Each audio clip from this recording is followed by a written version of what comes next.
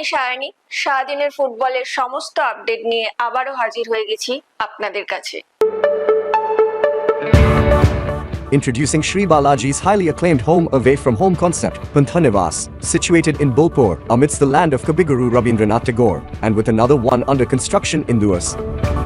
We are expanding our presence to Digha, Puri, and Ratchak. We are pleased to present luxury apartments and bungalows at an introductory offer price. In Bolpur, prices start from 21 lakhs onwards, while in Duas, prices start from 15 lakhs onwards. Sri Balaji, build with trust. সদ্য জাতীয় junior football প্রতিযোগিতায় champion হয়েছে বাংলা। আজ আমাদের স্টুডিওতে উপস্থিত বাংলা দলের coach Falguni Dutta. তার কাছ থেকেই জেনে নেব সাফল্যের রসায়নটা।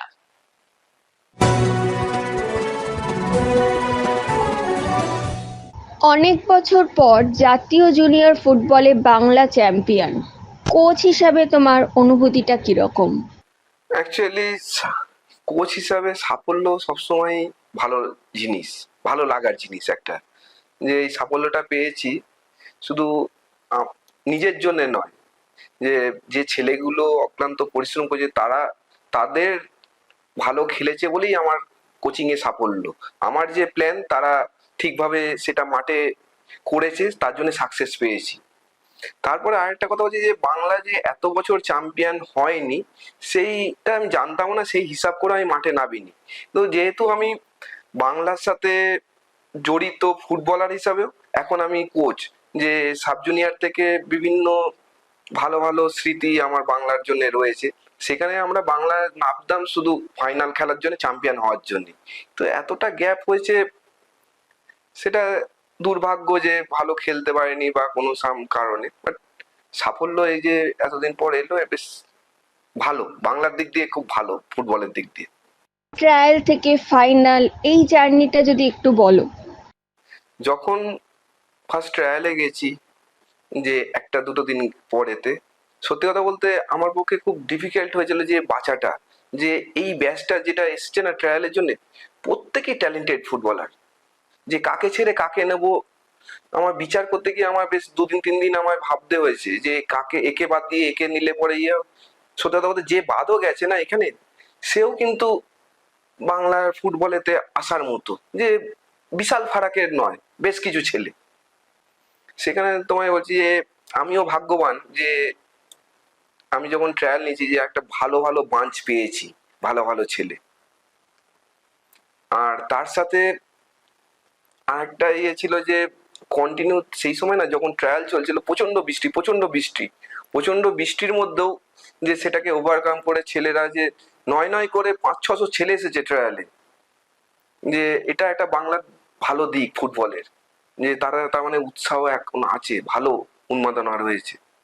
সেটা শুধু বাচ্চাদের নয়, পেরেন্টসরাও সমানভাবে ইন্টারেস্টেড ফুটবল খেলাবার জন্য, এটা দেখে বোঝা যাচ্ছে। গ্রুপ লিগ থেকে ফাইনাল, কোন প্রতিপক্ষ সবচেয়ে টাফ মনে হয়েছে? দেখো, প্রথমে বলি আমার যে গ্রুপ ছিল সবকটা ম্যাচই ভালো ম্যাচ। ফার্স্ট স্টার্টিং হয়েছে তামিলনাড়ু, ভালো সাইড। তারপরেই হচ্ছে কেরলের ঘরানা আর বাংলার ঘরানা একই, ওরা যে স্টাইলে ফুটবল খেলে বাংলাও সেই স্টাইলে ফুটবল। আর তারপরে তুলনামূলক একটু কম হচ্ছে ছত্তিশগড়। তারপরে সেমি পেয়েছি আমি দিল্লি, ফাইনাল হচ্ছে উড়িষ্যা। যে উড়িষ্যা টিমেতে ওদের নিজস্বই সোশ্যাল মিডিয়ায় তোলপাড় হচ্ছে 12টা ছেলে ওভারেজ, যে তাদের এগেনস্টে খেলা।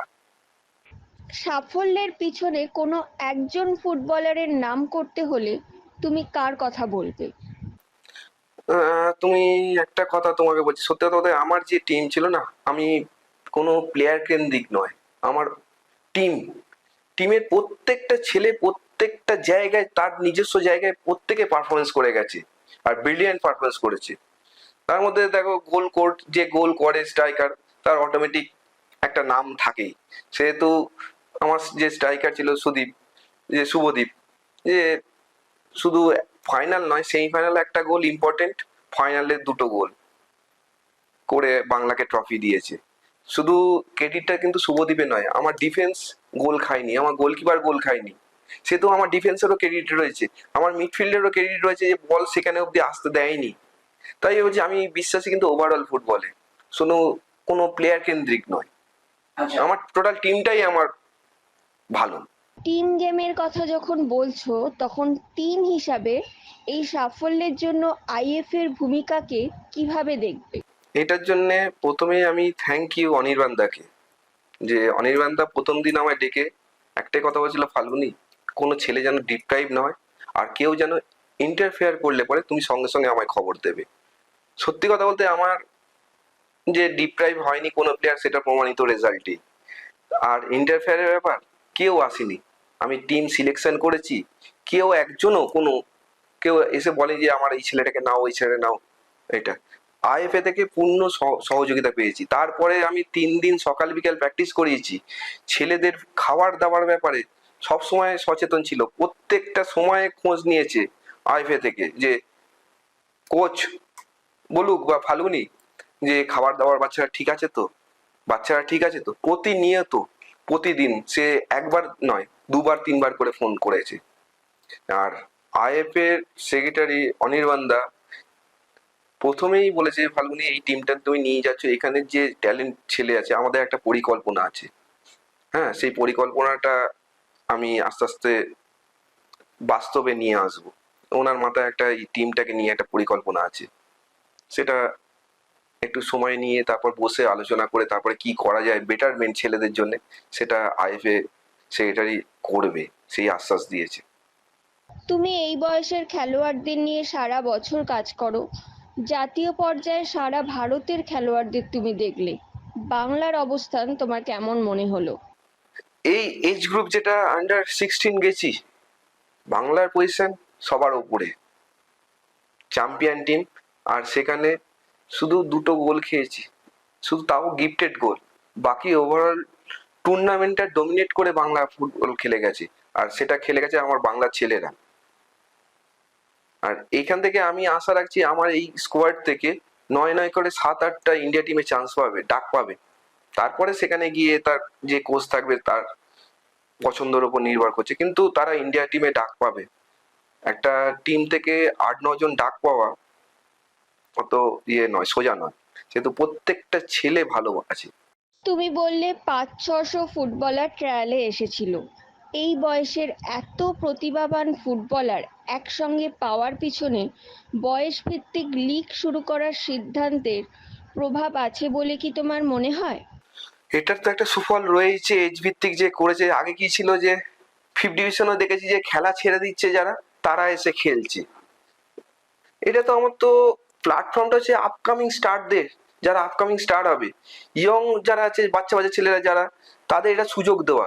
এটা আইএফএ কে সাধুবাদ জানাই যে আইএফএ এই পদক্ষেপটা নিয়েছে। তার সাথে ডিস্ট্রিক্ট, বিভিন্ন ডিস্ট্রিক্ট থেকে আসছে, নর্থ বেঙ্গল থেকে ছেলেরা আসছে, যে কোথা থেকে জার্নি করে তারা ট্রায়াল দিতে আসছে, মালদা থেকে আসছে।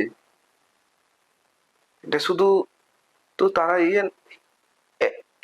যে নিজস্ব ইয়ে নয়, আইএফএ এর চেষ্টা রয়েছে বলেই তো তারা আসছে, সঠিক পথে এগোচ্ছে।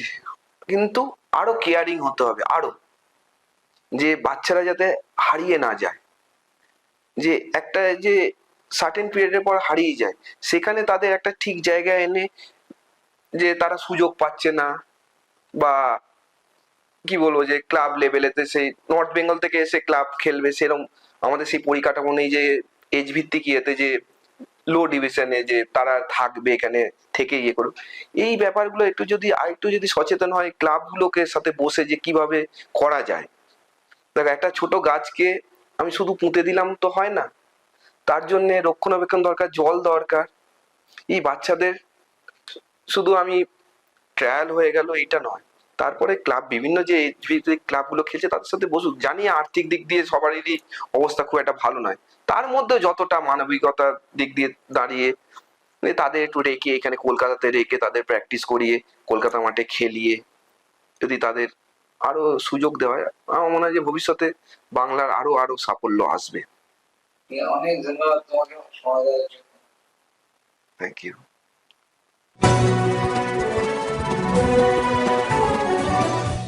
আজ আজকের ভিডিওটি যদি ভালো লেগে থাকে তাহলে অনেক অনেক শেয়ার করুন, আমাদের ফেসবুক পেজটিকে ফলো করে দিন। বাংলা ফুটবলের এরকম আরো খবর জানার জন্য আমাদের ইউটিউব চ্যানেলটিকে সাবস্ক্রাইব করে বেল আইকনটি প্রেস করে দিন।